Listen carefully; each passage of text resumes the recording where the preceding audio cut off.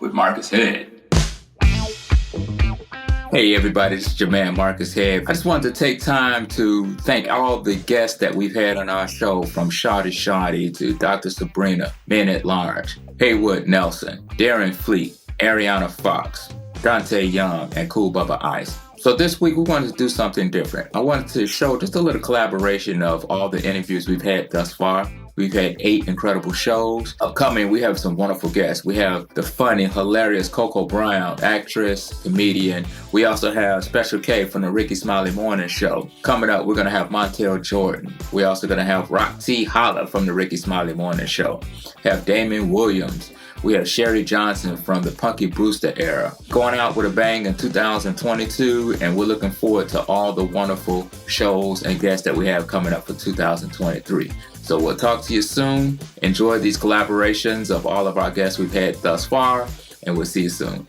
I started doing comedy when I was 18, and I used to come on and I used to do this dance, and then the crowd started yelling my name, Shawty, and so it made me dance harder. And I used to say, let me hear you say, and it was like, Shawty. And then one day I heard a punchline, let me hear you say, and they were like, Shawty, and it kind of threw me off. I was like, what my name is?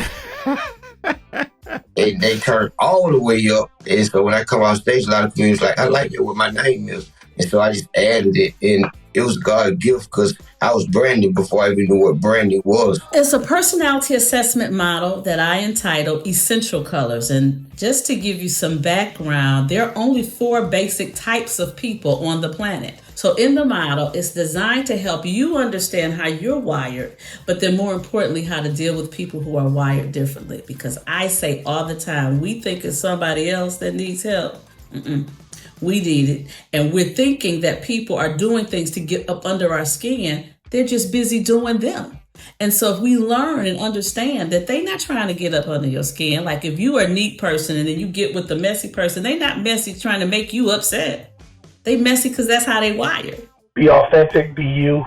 Don't be afraid to stand firm on just because it doesn't look like there's somebody that looks like you in the industry right now. Don't go chasing a formula. Be who you really are, because authenticity will, I believe, always win in the end. And finally, for the new artists, man, this authenticity, man. Don't be afraid to be yourself. I say this all the time. We all have to drive on the same highway, but we don't all have to drive the same car.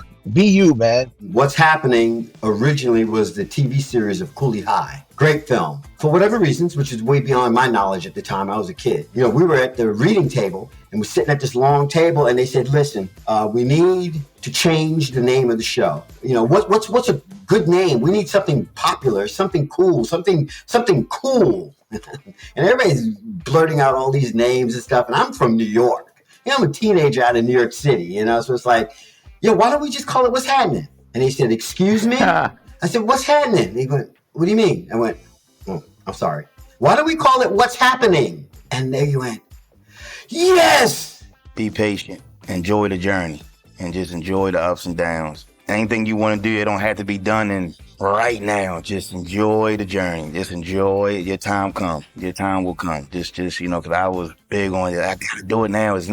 And now I'm like, just take your time. That's simple. Be patient, man. That's something that I wish somebody would have told me. Just be patient. Because when I started doing comedy, I was taught that you got to learn every aspect of comedy. So who kind of started me off first was my father. And he didn't even know he did it. He just did. He got me watching Abbott and Costello, Three Stooges, the Marx Brothers, all kind of old school stuff. What made me want to do impersonations, I remember watching Rodney Dangerfield special. I think it was Rich Little, and he was just doing all these voices. I'm like, damn. So it kind of just like, wow, it just floored me. When I saw Eddie Murphy do it, I was like, that's it. That's it right there. Here's the thing. I know what behooved me, and this was so hilarious. But I got off saying it wrong on a live one time, right? So when I said it wrong like that one time, fans was like, you know you used behoove wrong. And the video was funny. The whole live was hilarious. But all the comments were saying you used behoove wrong. So I noticed that they were drawn more to something I said wrong. So I was like, if I said it wrong, then I must have done something right, because this video got me like 4,000 comments.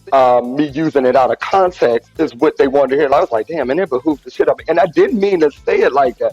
But like I said, they loved it so much that I was like, oh, hell, I'm going to put this in. This is going to be the catch. And next thing you know, it's like, 3 years later, we still behooving people. And I remember telling my parents when I was about 4 or 5 years old, in my little mini voice, I was like, I want to be an author when I grow up. But the thing was, they told me, why wait? Why wait until you're older? Why not start right now? And so that is one of the main things that kind of helped me to accelerate in all the things that I'm doing, including the entertainment industry, because if not for that advice, I wouldn't have gotten to where I am now for sure.